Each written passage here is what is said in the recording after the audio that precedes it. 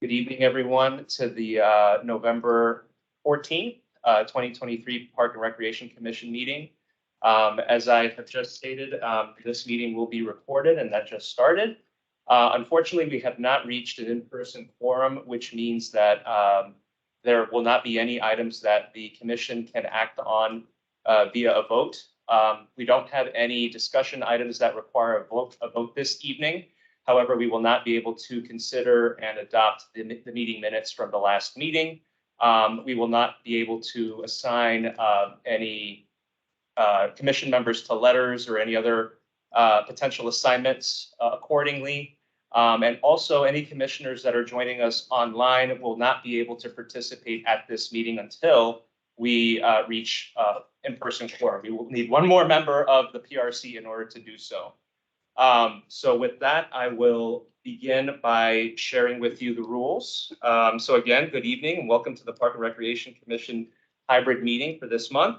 My name is Marco Rivero and I am the staff liaison to the PRC. I would like to remind our attendees that the PRC meeting will be recorded, and that has started just a few minutes ago. We ask that commissioners, presenters, and attendees please mute your microphones and turn off your video feeds if you are not speaking. For those attending via telephone, you can mute and unmute your microphones by dialing *6. The top toolbar contains a raise your hand function in case a commission member or presenter has a question during the meeting. And again, for those commissioners that are joining virtually, you will not be able to participate until we do have an in-person quorum. Commissioners and presenters may share their screens using the share content box above. The chat box will also be checked routinely, mainly to address logistical questions or issues during the meeting. And if at which time we do have an in-person quorum, we will take feedback from commission members online first, and then we will move on to the discussion in the room. As way of information, we will be holding a public comment period at the beginning of the meeting. Each public commenter will have up to 3 minutes for public comment, and I will signal to the speaker once time is up. Thank you very much, and I will turn it over to our vice chair. Hi, good evening, everybody. I guess we're not actually in session, but we're here and we're going to talk to each other. So I guess we should get started with public comment. Public comment, yeah. Okay. So we have joining us today, Neil Wills. Please come forward. Anywhere. Thank you very much. I appreciate the opportunity to speak. The reason I'm here, I mentioned to you earlier, is to bring to your attention a special glove application that was submitted to Arlington County, I believe June 29th. It was accepted following the day. It is a proposal by the Clarendon Presbyterian Church, which is on the west end of Liney Village, to take the church and change its zoning from R5 open space to RA 818. And in their partnership with APA, which is Arlington Partnership for Affordable Housing, they'll be able to tap into additional density and height with that application. And they want to raise the church, which is a 100-year-old structure, fieldstone church, which is a bit of the centerpiece of that end of Liney Village. Raise it and then build a multi-family structure. And in the process, it will eliminate the park that has been there for decades. That park is, and I don't believe in their application there's any proposal to replace the loss of open space. So that area is unique, and of course it's near the metro, which some people see it as a catalyst for increased density. But the Clarendon sector plan clearly shows the dividing line to be 13th Street, and this park is on the north side of 13th Street, and all the high density area was in the club is on the south side of 13th Street, which would violate the Clarendon sector plan that was reaffirmed, that was established in 2006. and reaffirmed by the county government board recently. And it would really destroy, we would be losing, in my opinion, a valuable resource, community resource that I know I have used, neighbors have used years. Children, and increased density, there's now no public space in that area for these families. And, you know, opportunities like this don't come along very often. You know, there seems to be an ever shrinking supply of public space in Arlington County. At least that seems to be what I've experienced in my 23 years in the county. And I think it would be a shame to see this lost. I know that you're aware of it, of the project. I'm sorry, that's time at 3 minutes. And so anyway, I would just ask, thank you. I would just ask, it's the Long Range Planning Commission, we, the community, ask respectfully that you be involved in the process, ask for a seat at the table, and provide your input on this very unique resource, which is this unique opportunity, which we. Okay. Thank you so much for coming. Appreciate your time. Can you say your name one more time? Yeah, Neil. Neil. Say that 3 times. Neil. Will. Okay. Thank you, Mr. Will. Thank you so much. I don't have any other public speakers that signed up previously, but if there's anyone else on the call from the public that would like to speak, we can accommodate that now. Hi, this is Jean. See, Jean, you're muted.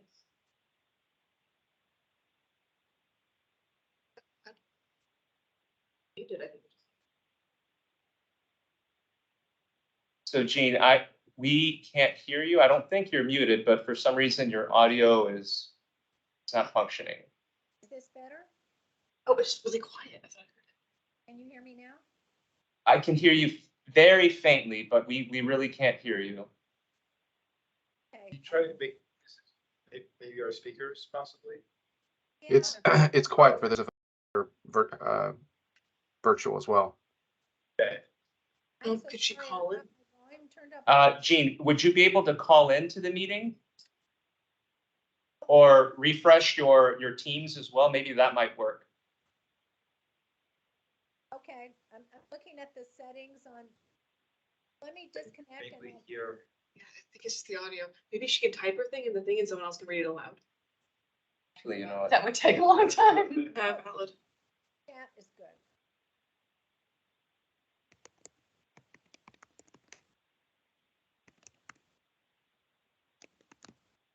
She can't hear us either.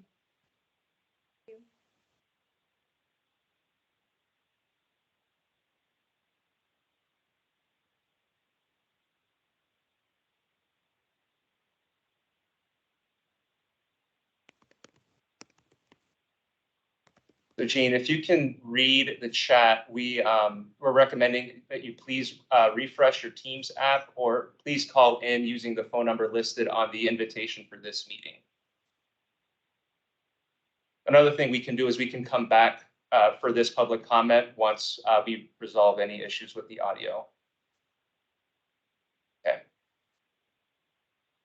So what we'll do is, are there any other public commenters on the line? That, I think we can get started on the discussion. Okay, I think the first presentation is the summer camp. Yes.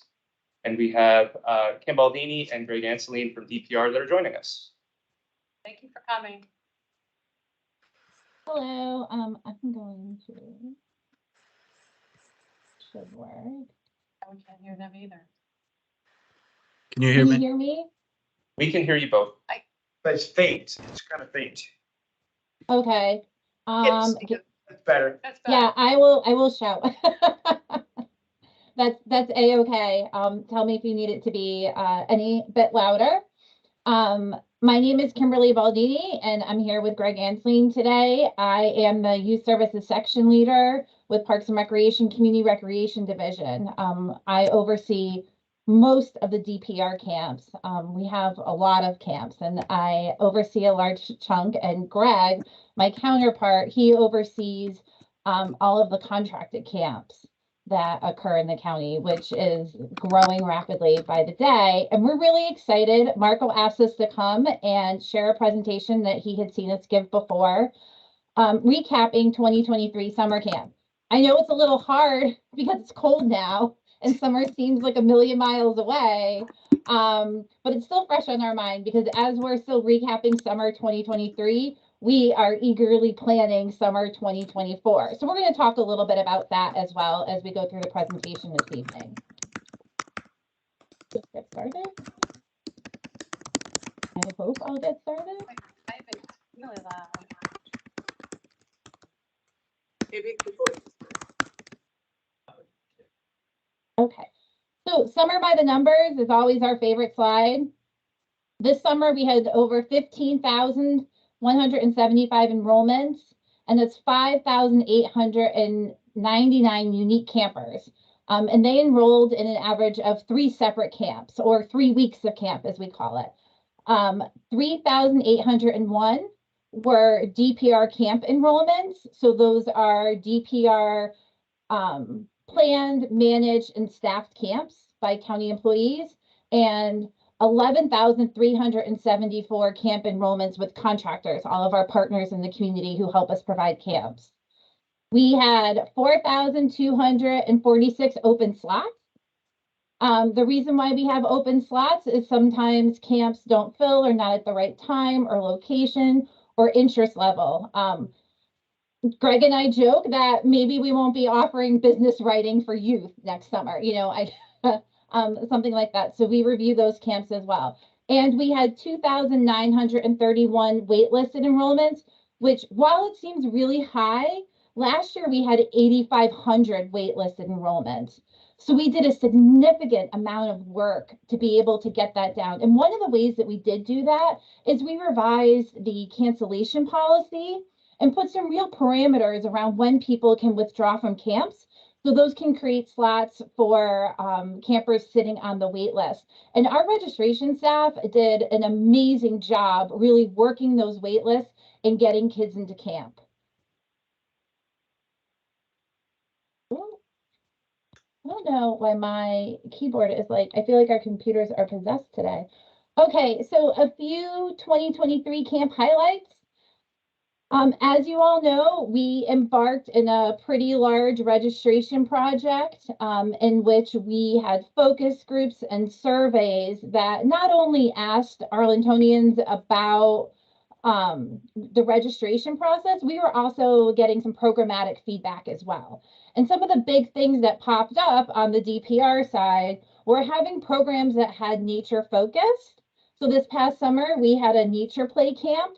The kids literally, if you look at the picture, literally played in the creek. It was a fun camp. It was a smaller camp, but they were outside all day and they worked with Long Branch Nature Center, and the naturalists there presented programs daily to them. And if you are a fan of the nature centers, you might know Stumpy the turtle. He was like their mascot. So that was a great camp. Mega camps. We know that our rec play camps, which are elementary age camps, are really they're highly desired. They're a well-priced, high-quality program that operate from 8 a.m. to 6 p.m. And so therefore, what we tried to do is we had 3 locations and we're expanding the numbers. We used to have 40, 50 kids in each camp, and we're trying to get up to 100, 120. We're continuing to try to raise our enrollment as well. We also saw the need for more teen camps. We always offered teen camps, but we really saw that we were missing those like 11 to 14-year-olds. Pretty independent, not quite independent to be home 9 hours a day taking care of themselves camps. So camps, we had a travel camp that operated a few weeks a summer. This year operated all 8, and we had our summer adventure camp, expand slots, and operate all 8 weeks as well. And I'm going to kick it over to Greg to talk about registration. Hey, good evening, everyone. Just first off, want to thank you all for having us here tonight to talk about summer camps. Registration, for many of you may remember, back in 2022, February, we had a system-wide technology fail during registration that had a huge impact on our customers and was a really negative experience for those. And it resulted in DPR doing a system-wide review of our processes, technology, and so we implemented several changes in summer of 2023. Some of the feedback that we received was based on timing, was not just a result of that system fail, but how can we do it better and different to make it more efficient? And so one of the things that we did was we changed registration from being all-encompassing, all registrations being processed on a single day, long wait times, and we split it out over 3 separate weeks. And the first week we offered a early enrollment or early access program where individuals or families with fee reductions, documented hardships, and then our adapted programs registered first. And that resulted in over 1,200 families or participants to be able to register and get into camps, and only 12 people waitlisted. And to ensure that we still had plenty of remaining spots, we capped it at a maximum of 25%. So we found some huge success in that area. Next, we then the following week, we opened it up for our contracted camp registrations. These are larger programs, sometimes not as Kimberly was talking about, some of our DPR programs that are highly sought after. So we first opened it up to some of our bigger programs and our contracted vendors. And then finally, the third week, we opened registration up to our DPR programs. The next step that we did is we changed the start time to 12 p.m. on a weekday. Before it was at 8 a.m. Parents trying to get kids ready for school, get off to school, get ready for work. It was a really inconvenient time. And through our public engagement process that we did after this incident occurred, that was one of the major things that we heard is trying to offer it at a better time that may be more convenient with less competing responsibilities. Sorry. And then finally, we made changes to how we managed our call centers and our registration process. We increased our call center to 100 lines open and implemented a 50-person interdepartmental team to handle calls, registration, and process registrations. This year, we will maintain that process. It was a huge success. And so we will maintain that process, and we'll be announcing our registration dates for summer 2024 in early December. Another area within our registration that we use to help accommodate as many families as possible is we identify several slots in our camps for what we call referral slots.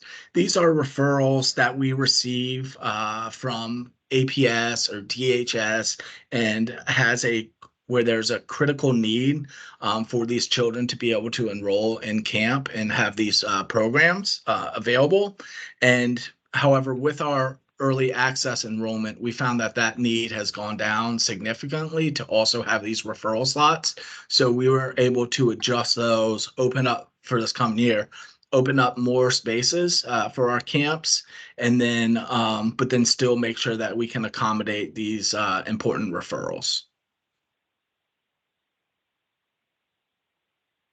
So as Kim mentioned earlier, I manage all of our contracted camps. We just concluded this summer our 2019 to 2023 camp RFP, and we solicited new vendors this summer and one of the changes that we made was that in the past we had our summer camp contract, which is what just ended, and then we had a separate agreements for vendors to offer break camps, which are school year out of time camps. And we combine those two to be able to have more efficient services and kind of roll through year to year. This RFP is open continuously. It's another change to where we review any vendors who have applied 3 times a year in August, October, and January. And we just closed our the solicitation, or we just closed the review for October and are currently out awarding bids now. So as Kim mentioned earlier, camp never ends. It's a year-round process for us, as a cyclical process where we go from review the previous year straight into planning for the next year. Currently, we are in the process of collecting all of our camp submissions. So any vendor internal programs, which includes Arlington Economic Development, Cultural Affairs, Police, Fire, anyone who runs camps submits their proposals to us, and we begin placing camps to prepare for upcoming registration and the camp catalogs. And as part of that planning, we cannot do without our coordination with Arlington Public Schools. We are in many schools throughout the entire summer, elementary, middle, high school facilities, and we work with them on a bi-weekly basis to plan efficient use of those spaces, and also build into summer school plans, high school sports, maintenance, and capital projects that that is their busy time to get done to prepare for the next school year. And so we have a great relationship that we work together with to ensure that we are utilizing all spaces throughout the county, and that it's efficiently utilized. And I will turn it back over to Kim now for registration dates. Sure. So as we mentioned, our registration dates will be public and coming out next month. And so what we're doing right now is we're really working to make sure that those dates are going to work and that we are going to be able to have our systems ready and prepped to be able to meet those dates. In addition, we're starting to gear up to hire. I know my teams are getting ready to send their I hope you're enjoying your fall and winter, but we really want you to come back emails. And, one of the biggest challenges, Greg mentioned facilities, talking about what a big dance it is to be able to find space. Also for us, like hiring is a really big challenge. I'll tell you, last year it was better. And I hope this year it's even better. Right out of the pandemic, it was very challenging. So we're quite optimistic, and the county has also provides hiring bonuses and all sorts of other incentives to be able to get camp staff to come work with us. So you all will be seeing, and hopefully with our marketing that's on here as well, all of our summer camp jobs that we'll be hiring for. The summer activities fairs, in a partnership with APS, we're looking to hold that. We're working with them to hold it earlier this year to make sure that all of the camps can be presented prior to having all of the registration dates come out and be able to register for that as well. We're also working with Jerry Solomon, who is the new public relations director. She's been amazing and working what our marketing is going to look like to make sure we get information to everybody. We're especially working on having some of our information translated into 4 different languages in addition to English, so it'll be 5. And that will be like a 1-pager, but also like finding new and different ways to be able to make sure that everybody hears about our information and everybody's able to register. And we're also going to be working on several outreach events with some of our schools where the parents need it the most. So we are quite busy. I actually had summer camp meetings today. All of our staff are turning in their camp choices tomorrow. And so like it never ends, but that's pretty much our presentation and our overview that we were asked to present. If you guys have any questions, we'd be more than happy to respond to them. Great, thank you so much. We really appreciate this presentation. I remember this presentation, similar presentation from last year. So it's much better news. So this is really, really heartening. I just had two questions. I'll ask them both and then you can decide how to answer. I was just curious in terms of where you have the camps and always looking for spaces. What is the relationship with Nova Parks? I know they both have buildings with bathrooms, but I've never seen camps there. And secondly, with respect to the registration and the early registration, if a family is, do you give scholarships? And if so, how does that work in the registration process if a family needs a scholarship to go to camp? Yeah, I can answer the first or your second question regarding scholarship. So we offer what's called fee reductions, and so there's any family that receives free or reduced meal lunches are eligible to get fee reductions offered on a 50 or 75% reduction, and they just need to provide us with the information, and they become eligible, and it is good for a year, and then they'll have to renew that that fee reduction. In addition to that, if there is a family that has a hardship and would need additional monies over the 75%, it may seem quite generous, but when you have 3 young children, it still seems insurmountable. You can apply for a hardship and the registration office will work on that. There's also payment plans and other ways to be able to make sure that fees aren't a barrier. And I love your question about Nova Parks. I know that they provide some of their own camping programs depending on the park. And I don't think, Greg, that we have looked into that as an opportunity. I know we do visit them and we partake in their services. So we use them more as like a field trip site than a campsite. But that's a neat idea. Yeah, I would encourage you to think it through because I'm a park steward at Upton Hill, which is a Nova Park. And a lot of people, we all get mixed up or in our silos, right? Because they're not an Arlington park, but legally it's a state authority, which Arlington owns 1/6 of, is an amorphous thing. So we do have rights, and I would assert. So, give it some thought because there's some good resources there. Nope, I actually worked for Nova Parks before I came here, so it You is know great. better than anybody. Yeah. You probably know which levers to push. I've been here for a long time, though. Yeah, go ahead. Okay, so I had a couple questions about the vendor selection process. Maybe you can go back to those slides. Greg, could you explain again how it used to work?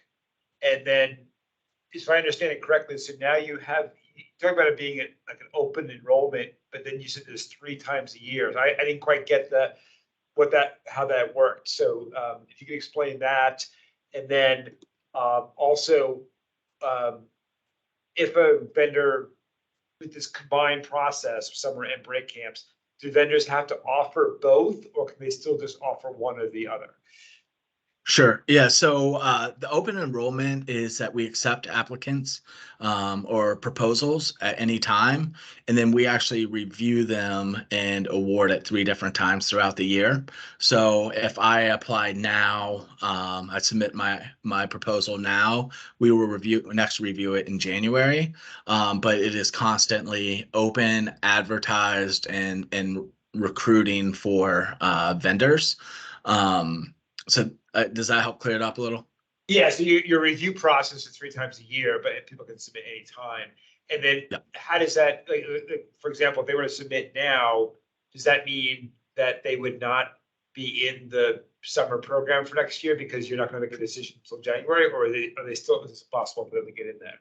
Yeah, so for the August and October enrollments, they are reviews are for the next for the upcoming summer, and then after that we'll begin. So if we review it in January, that would be begin next fall for break camps if they choose to offer it. I know the other question was if you have to do both, no, you could be just a break camp provider or just a summer camp provider or both. We ask them to submit their intentions as part of the RFP, but it is but you do not have to be both.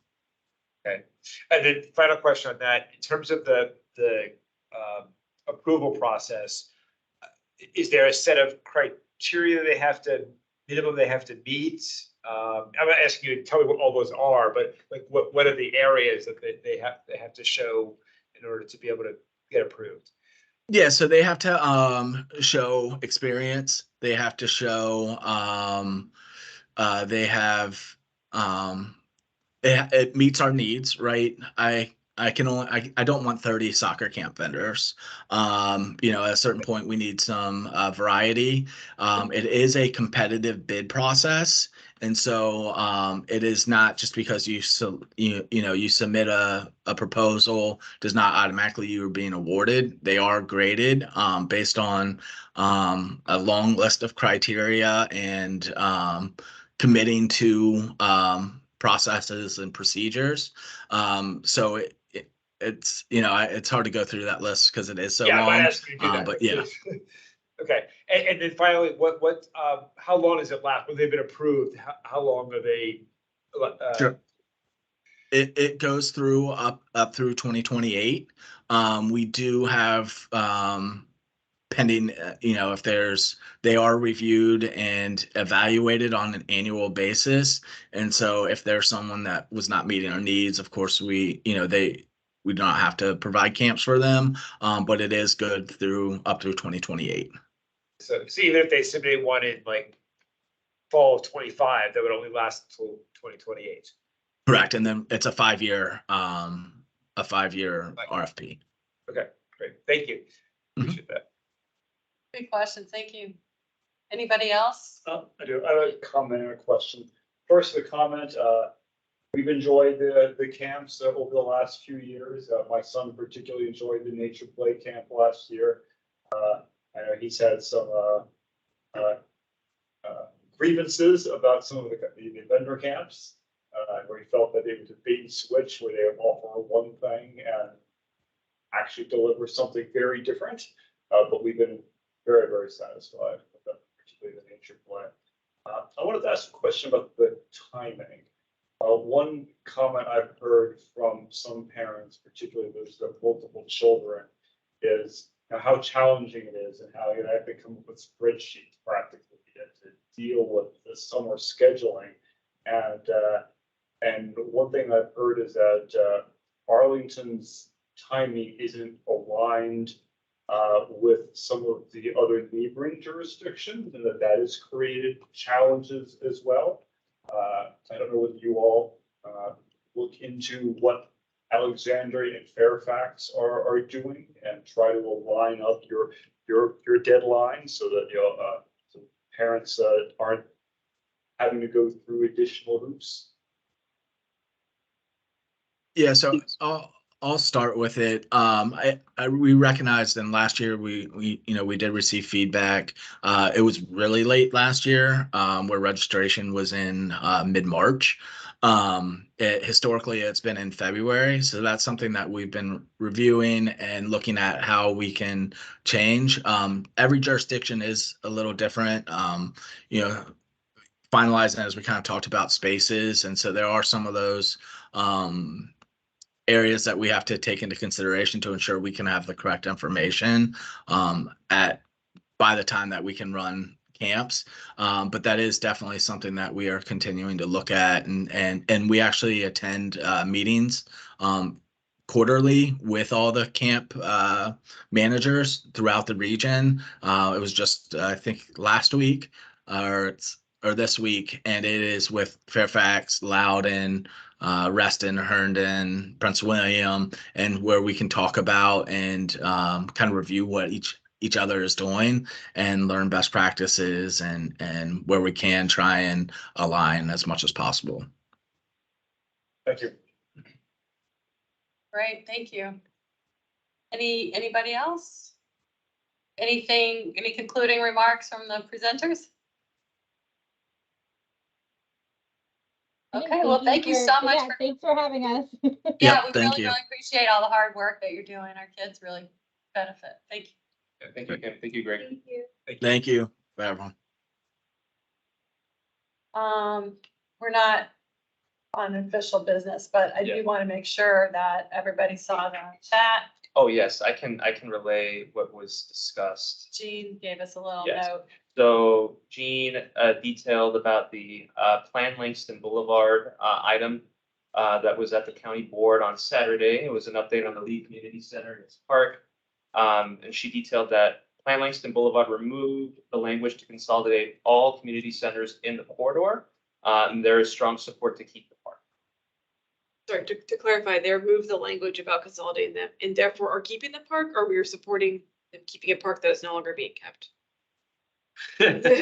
Hard to, You want me to try? yes. Previously, the park was threatened by the language about consolidating. Mm, So now that language has been removed. Subsequent to that, there has developed strong support for keeping the park. Okay, so the park is maybe at risk? It's maybe at risk. Okay, Well, because it's Not got cool. really, a lot of other reasons are, it's got a very old building that's gonna have to be renovated if it's gonna be kept.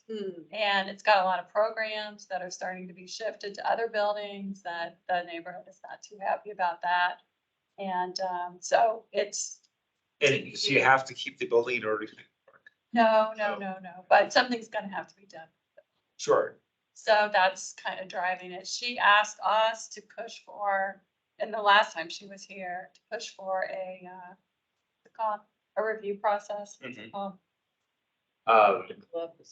No, it's a special vocabulary word that I forgot. Anyway, it's whatever the review process is for getting the park under review sooner. Oh, CIP. Was it through the CIP? Is that the capital plan? Yeah, No, no? I forgot. I have it written down. It was like a long ranger, Oh, okay. I can't remember which one. Okay, yeah. So I'm not sure how I'm gonna do that. Well, I think my recollection is that what they wanted to make sure was that they would go through a regular process where the community and advocates would have an opportunity to make their voices heard. And they were concerned that the language that was in the Langston plan would kind of tilt the balance toward accelerating the putting dense housing on the site, and that feelings of the neighborhood be of no concern. So they wanted to make sure that they could be heard through a regular process. And that could actually entail park master planning effort, actually, now that I I'm think thinking that's about what it. it was. Yeah, yeah. Right, would it be a possible zoning to have a high density building, an apartment building with the park there still, or would that just not? I guess it really depends on what is called out within the Plan Langston Boulevard plan to see what potential density and would be accommodated within the zoning district that's there or that's being proposed. And then also within the general land use plan to see essentially what uses would be able to coexist within that area. It's not a big park.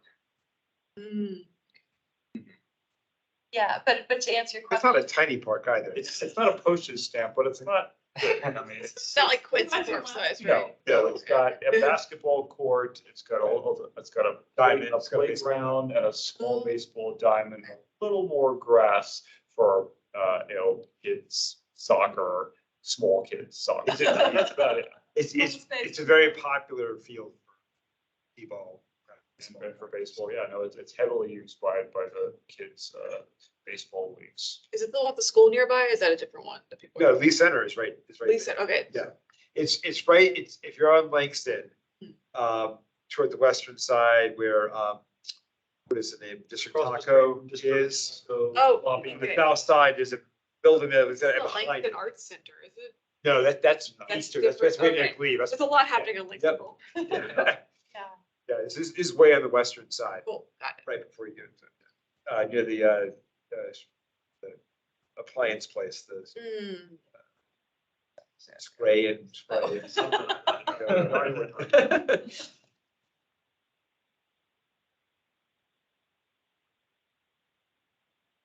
the Rivendell School. Oh, Sloppy Mama's barbecue, of course. Yes, from Sloppy Mama's barbecue, just west of where the shopping center is actually, so. Wait, is south on the top?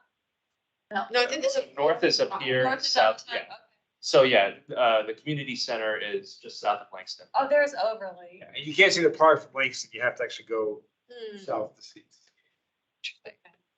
So it's kind of down the road from the swimming pool. So, okay, great. All right, well, any more discussion on that? All right. With that, I can continue with the staff report.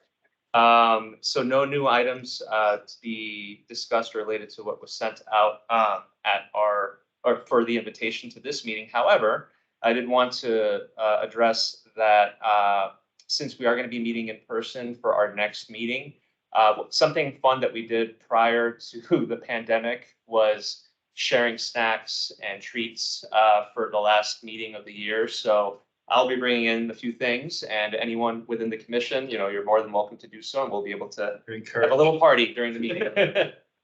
You want to do a cookie exchange where you bring a dozen cookies and you come.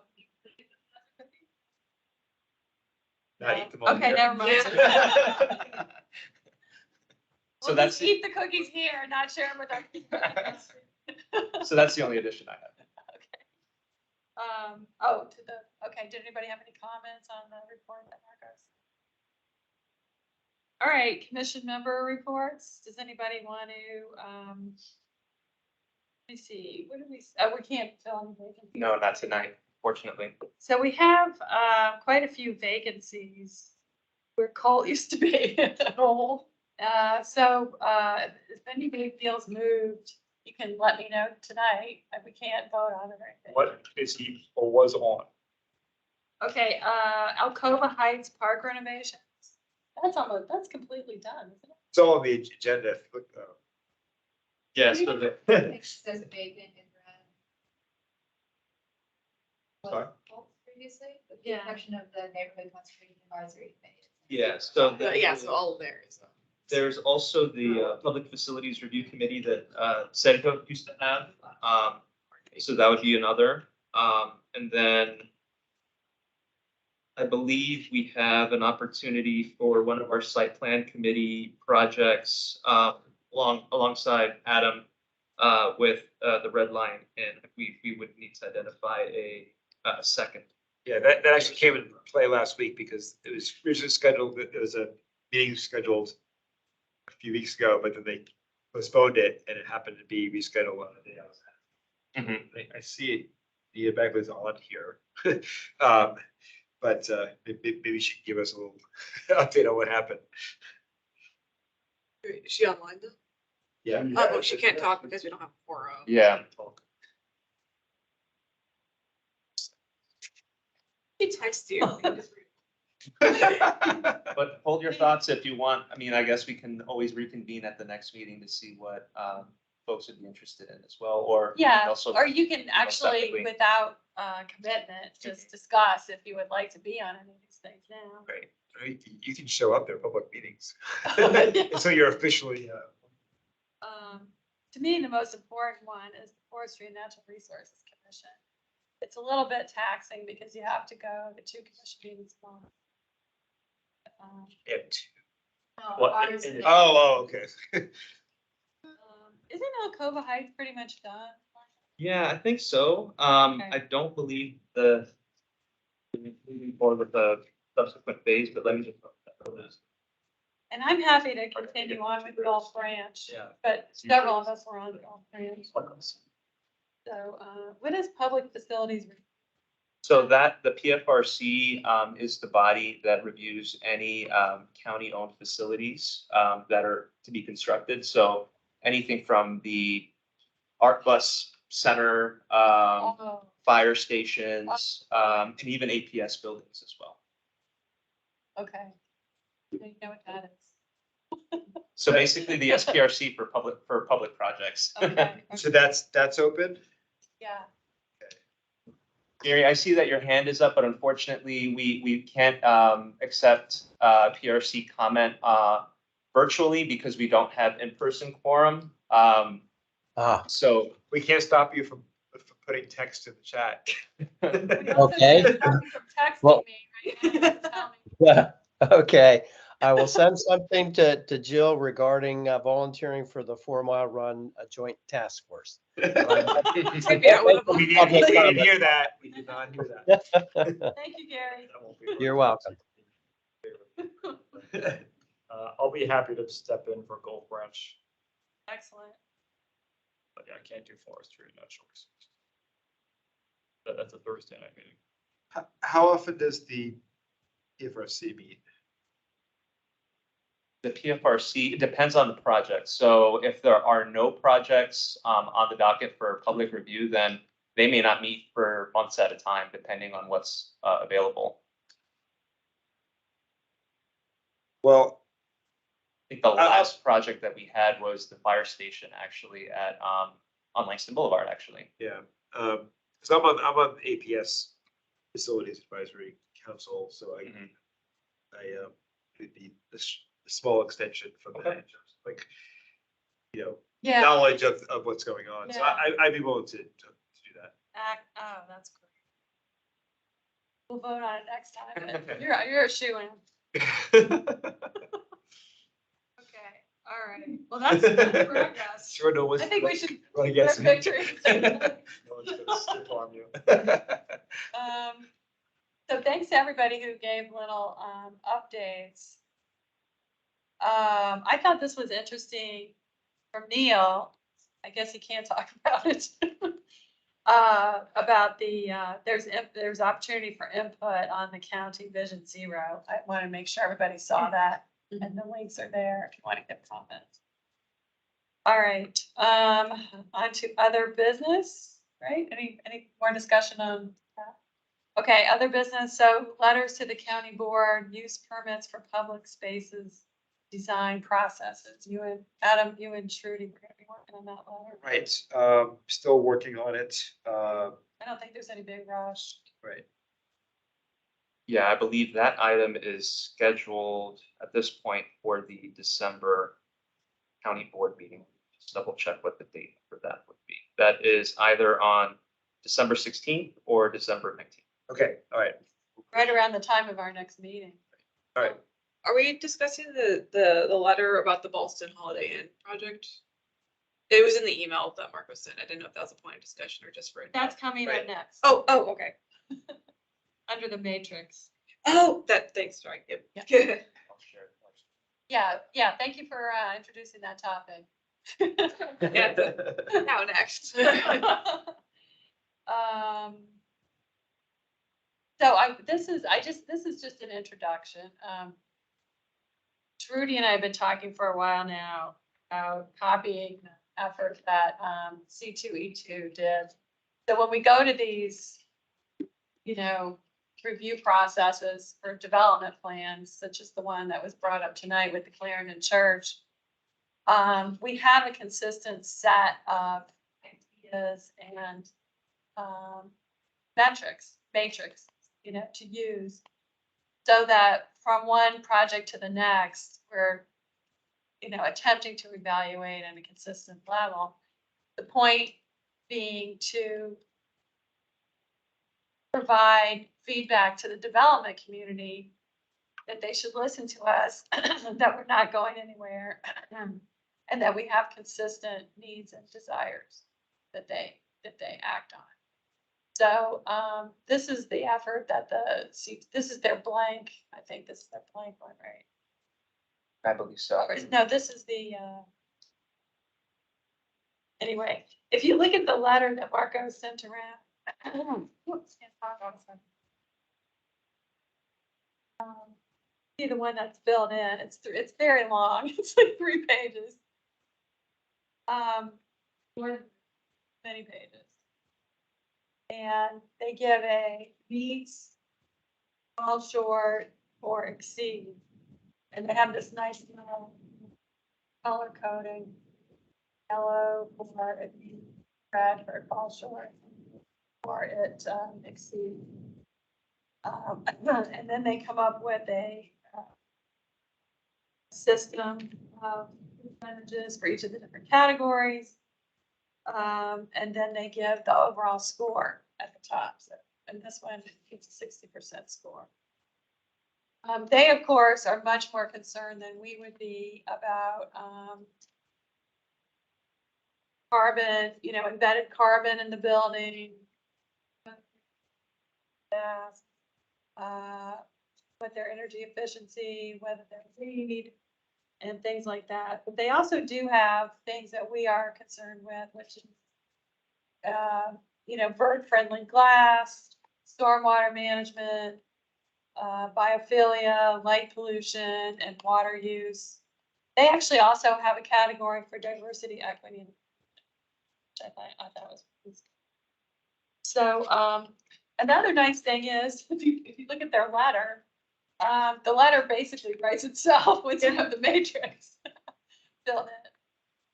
So I find this appealing because I get a little overwhelmed when I get in those meetings and I'm not really sure what I'm looking at, and have this little guideline is kind of nice. But I really would like to hear any feedback. It's just an introduction. I was approached tonight at the party by Carolyn Haynes about the possibility of, forestry is looking at doing something similar, and the possibility of collaborating. Joan McIntyre from C2E2 told me that they want to revamp this a little bit, and so it's a state of flux, but they feel like it's been pretty helpful. So I don't know if anybody wants to talk about it again. Yeah, so I mean, we've kind of talked about this, I think, a little bit, especially like at the beginning of the year, when Trudy was talking about our goals and so that. One of the things we talked about was having a checklist or some guidelines for us when we attend all these SMs to know what to do. Because I find myself, I was like, well, I know I'm supposed to talk about, make sure that for parks, but it would be good again to have some specific things that I should be looking for in these plans. Yeah. Okay. That I'm not just basing on what's in my head, but what's on paper. So I'd be all for doing this. Question is, I mean, someone would have to create a draft. Yeah. I think I also have a thought on this too, and that is, I think we have to think hard about what we want to include on it. For the Parks and Rec Commission, but we're also on all of these committees that often have no open space or recreational component to them. So the obvious entry, the obvious concern of ours isn't in play. Like, I am now on the Goodwill site. There will be no recreation or parks on the Goodwill site. However, we do have a seat at the table, and we do have a voice. So I think we need to consider where we want to, how we want to use that, and this could be a very useful guiding document for that. So you're right. I mean, we're not going to have all the same concerns as another commission, but they do overlap. They do overlap. And particularly if we're pushing or going to push the county for a new plan for climate change. It seems a little disingenuous for us to say, oh yeah, but that really isn't our concern, so we're not going to ask questions. I think the issue I'm having, not to say that this isn't a good idea, but like C2E2 has the benefit, they're the Energy Climate Commission, they're checking this against the LEED scorecard, right? The LEED scorecard lays out explicitly, like, these are the requirements the building needs to meet. And they're referencing other sources in this as well. They're setting like hard requirements for architecture and design of buildings. So they have these very quantifiable hard metrics that they can say, this meets this, check, and it's very quantitative and very objective. And we don't have that same like privilege here, where it's a lot squishier, it's a lot more subjective. So I think in addition to this scorecard, we're going to need some sort of rubric for all of our like users to say, this defines meets, this defines exceeds, because it's not going to be as simple as, is it LEED gold or is it LEED platinum? Okay, yeah. Like, that's easy for them to very objectively assess, but we're going to need to say, like, does this align with the vision of the sector plan that this building is located within. And that's like a lot harder to assess than these requirements of like meeting minimum energy requirements, things like that. We would not call ours a scorecard per se, in terms of like, Yeah. not being an actual score, but we could have. Rubric would be a Yeah, better. no, yeah, great, yep, and some kind of like a sort of a color coded level system where it's not like 67%, but it's like green, yellow, red, Yeah. it is a big concern, or is it like, hey, these guys are doing great? Right. Kind of thing where, Yeah. Well, as you were talking, I couldn't agree more, but I also was recalling the conversation that we had from the Arlington County staff people. His name's escaping me at the moment, but they were expressing a similar problem with the definitions of green. Green, is it plastic leaves stapled to the wall, or is it actually alive? And have you got a plan Yeah. for watering it? Yeah. So, It was our urban design. urban design team. Yeah. And so I wonder if it is worthwhile for us to think of things like that. So for Well, I think- example, percentage tree cover, percentage native plant cover, contiguous, not native habitat, whatever. Yeah, I mean, I think the FNRP will help. Yeah. It sets out some of those definitions that have been missing previously in county guidance. But I do think some of it's going to come down to like, I'm just thinking about the recent projects that we've been in Clarendon, where it's like they did this huge sector planning process a couple of years ago, and now all the site plans are coming through. And a lot of the site plan work is saying, okay, does this match what we agreed to in the sector plan process? And the answer is often no.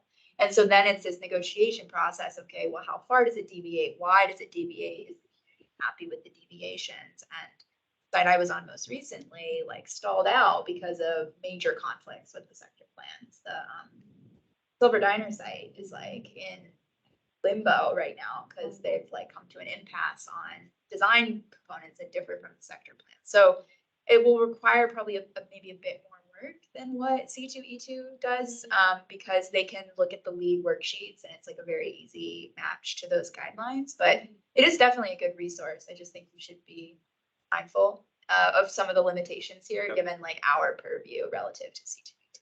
so I mean, one thing we can do is relative, you mentioned this private sector plan. So we don't have one place to look for, but we do have places we can look. So one of the criteria could be, how much it matches the sector plan for where that building is, or where the. But I mean, a particular element of the sector plan, I mean, do we want to break it down? Well, we don't have. Yeah. Only certain parts that we're concerned about. We're not concerned Right. about everything. Yeah. The sector plan often specifies, like, is this site supposed to have open space eventually? Like one of those special clubs that Bill back in the day and I were involved in was about a site that had been like earmarked for a corner of it to be open space. So I think it is relevant, and the sector plan often specifies like design guidelines and some sector plans more recently.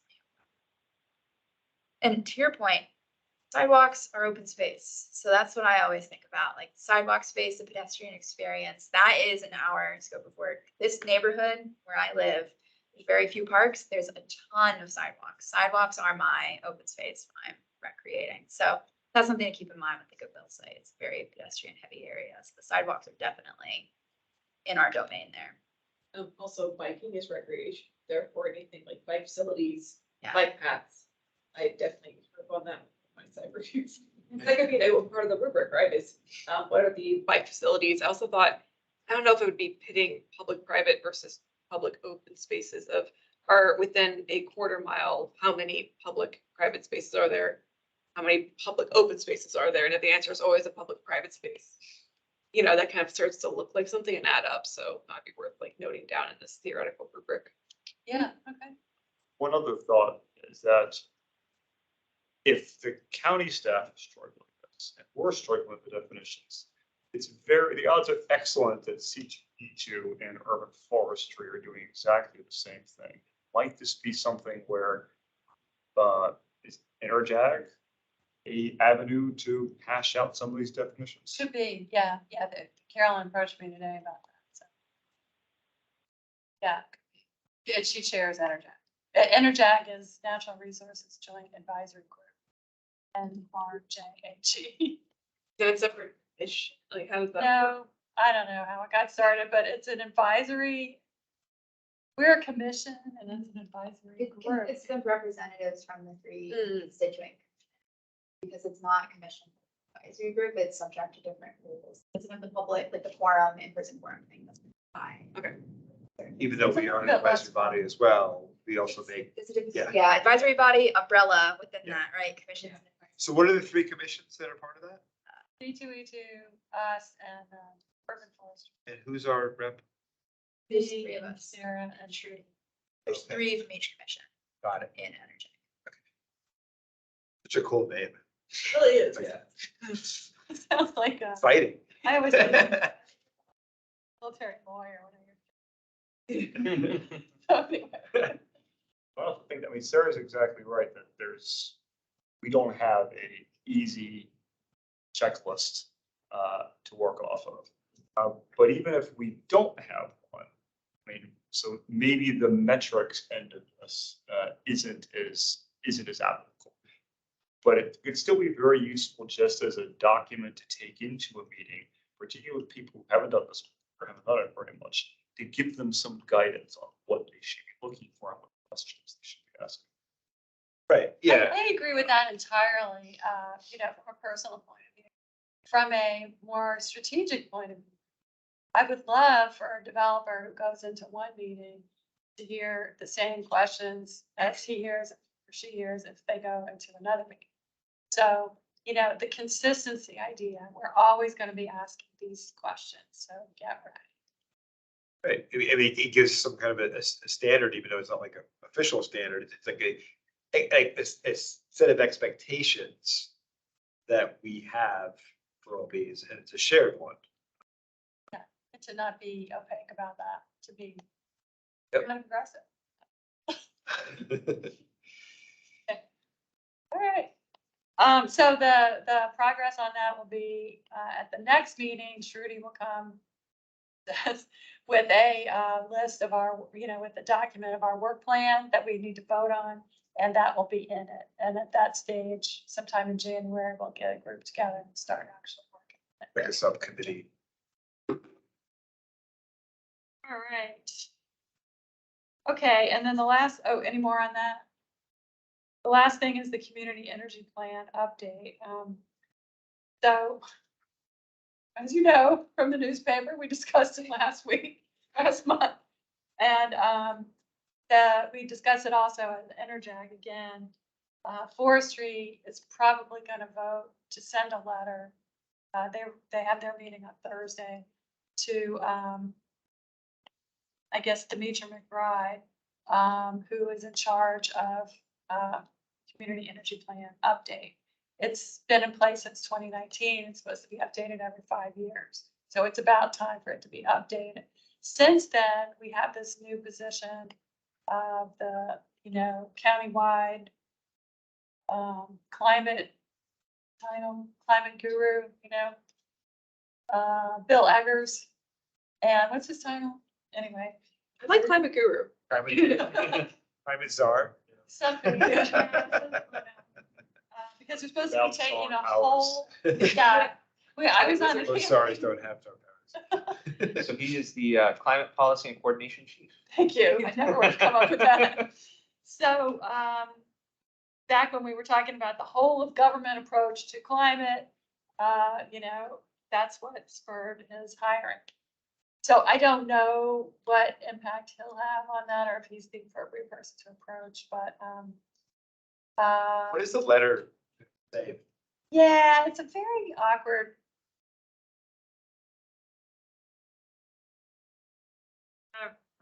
Figure out how to say this so it doesn't get the. I don't Any think- reporters on the line? Yeah, unless anyone on the line is lying about their identity. Well, did anybody see him on last time? At any rate, so they're trying to get ahead of the process. The process for updating the CEP really doesn't start till next year. So forestry is going to ask, I think, that the county consider elevating the community energy plan, which is already one of the 12 components that now forestry is gonna be part of it, the county board votes for, into a more of a climate action plan, CAP, which a lot of communities have, like every county has it, you know, different states, some states have it. And so the idea being that, you know, stormwaters in one silo, natural resource, another silo, and there's overlap, but, where does it reside? I mean, What if we were to, I mean, suggest that instead of changing that, because I mean, I think there is a good reason to have an energy plan, about maybe tasking this chief with the task of taking all of these plans and coming up with a climate action or climate, whatever you want to call it, based on those plans. Because all those plans contain sort of components of this, and why kind of, you know, make the energy plan take on components of these other plans. Instead, let it just be what it is, and have some kind of like a, I don't want to say an overarching plan, but some way that kind of ties them together and says, based on these plans, here is our what we're doing to combat climate change or to adapt to climate change. I think the opportunity is the CEP update is already like planned. It's already scheduled for next year. Right. So to like add a new plan component is a much longer like lead time process. The CEP update is happening next year, regardless of whether the scope is expanded or not. So there's an opportunity here to like leverage that planned and happening update to expand the scope to address some of these other themes. Rather than just like it's, I mean, it's called the community energy plan. It's very heavily focused on climate change mitigation. Like it's pretty much exclusively about reducing carbon emissions in county buildings. So it's not that far of a leap in my perspective to expand it slightly. It doesn't have to be the all-encompassing place for climate change adaptation and mitigation in the county, but similar to the forestry and natural resources plan can set out some of those like guiding principles that all of the planning components should be thinking about through all of their separate processes. Like we have the definition of biophilic design for the first time ever in county documents, right? Like that's relevant across all of the comp plan components, but it lives in forestry and natural resources. So I think the vision from the other commissions at Energag is something similar for climate change. That sets out like those overall priorities and talks about how the different plan components should be speaking to each other, rather than kind of pulling pieces out of stormwater and pulling pieces out of transportation and smashing them into this plan. If that makes sense. I mean, but would it actually help what I perceive as one of the problems, which is that, you know, the community energy plan is not working well with the transportation plan in as much as we don't, you know, we know that we should be doing you know, electric buses and providing for electric buses, and yet, you know, we're not doing it. And so would making this change to the climate, to the community energy plan, to make it into climate action plan actually achieve the goal of getting those concepts into the transportation? I mean, I don't know. yeah, I don't have the answer to that. I don't have a crystal ball. But what I do know from like planning processes is like, you know, we have the opportunity next year to update the CEP, and we have the opportunity potentially to expand the scope into a broader climate action plan. If we can use that process to get goals on paper that are broad climate goals, not just building energy goals, but across again, like go across several lines of effort within the county and several elements of the comp plan. When those other plan components come up on their time to update, they will have to refer back to other comp plan components that are relevant. So if we say now, like we're going to set these goals for climate change that affect transportation, the transportation plan gets updated in, you know, 2-3 years, however long it is. Their first step in that process will be, okay, well, what do our other comp plan elements tell us about the future of transportation in our county? And they'll say, oh, well, we have this goal that we need to meet now, right? Like, that is in theory how the process is supposed to work. Obviously, theory, practice, Yeah. not the same. But I think that's like the vision David has is like getting things on paper of like goals and priorities and missions, visions, whatever is like the important first step. And this is an opportunity for us to do that rather than waiting for the next transportation plan, stormwater plan, whatever, update in 10 years. I guess that is the issue. So, but another problem or another aspect of all this is the implementation of community energy has been less than stellar. Yeah. And I don't know to what extent that is because it's not well incorporated. Yeah. I mean, there are just and they sometimes often run up against each other. Yeah. As if it was, we usually don't write these things to be easy. We have aspirations of them, and people often do not meet them.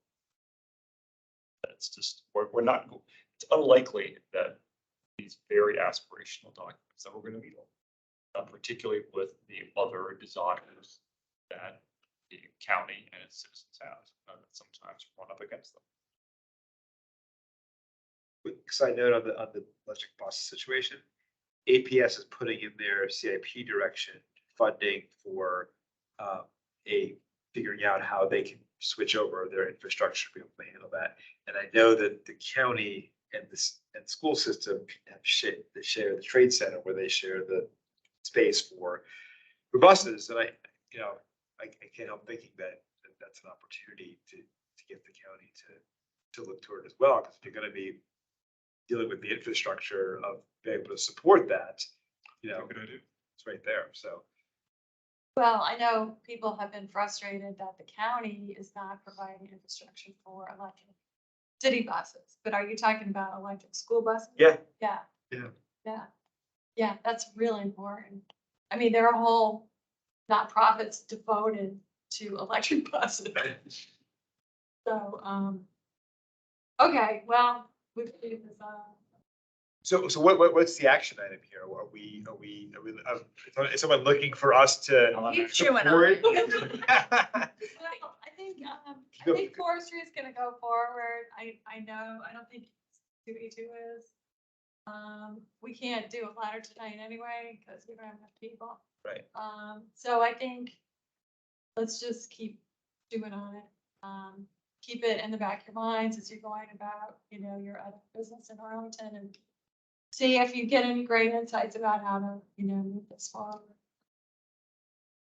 How long is it our new policy chief been on the job? Oh, he was hired about a year ago, a year and a few months ago. Has anybody talked to him about it? Has anybody had invited him to one of their meetings to? Yeah, he came to Energize. Okay. Oh, He came here too. Right? Yeah, I thought he came to both. Yeah, and he was at the NAACP a few weeks ago. He gets out. Do you want to come here? I mean, if you got questions to ask him.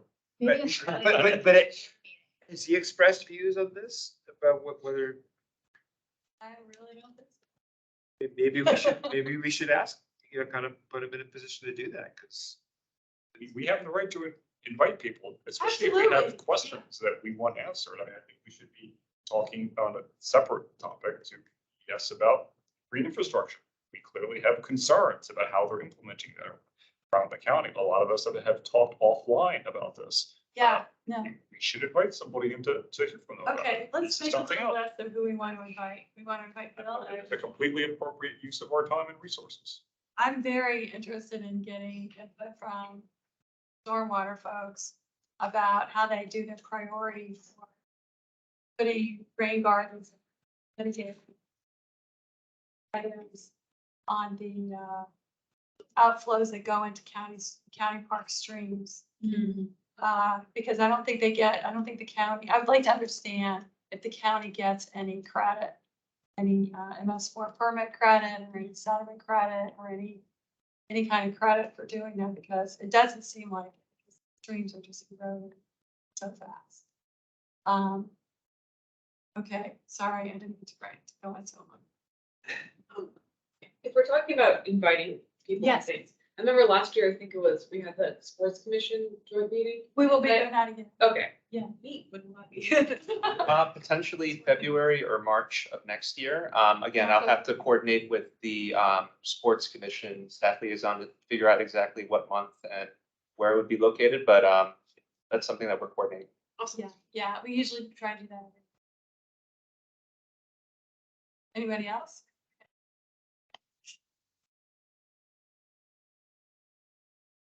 Okay. APS. APS.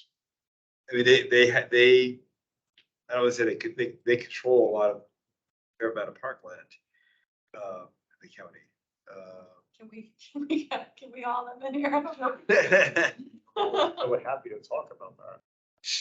But, Well, I mean, we could get somebody from DPR and we could find somebody from. Well, yeah, I mean, that's a fraud thing, because that's one of the problems is, especially with recreation space, is that the county and the schools don't always,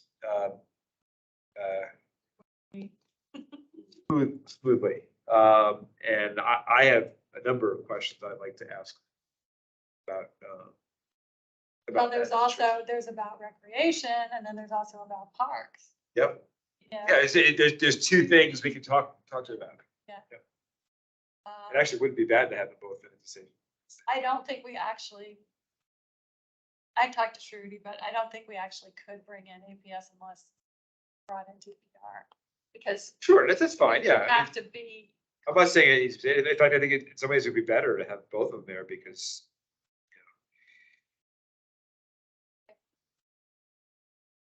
well, I don't want to belabor this, but I'm enjoying it. So does anybody else think that's-